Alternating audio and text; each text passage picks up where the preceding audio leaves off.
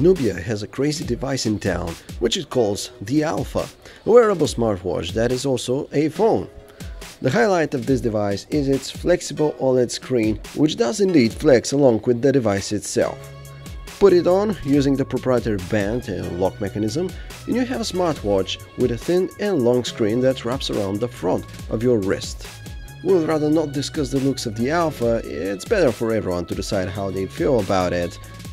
The screen is a really thin band, and the fact that it's considerably bent around your wrist doesn't make it very convenient to use. Because of that, Nubia has had to add a bunch of new gestures to control the interface. For example, you can shift the entire UI up and down to bring certain parts of it more to the front of the screen.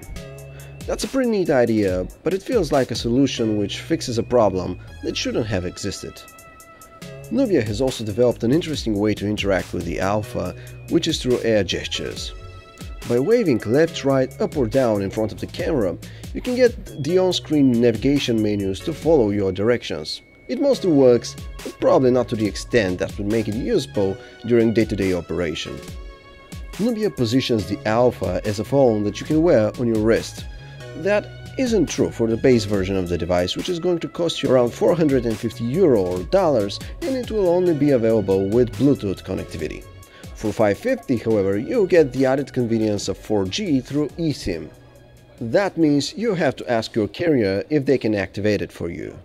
The special 18-karat coated gold version is only available with 4G connectivity and costs €650 or dollars.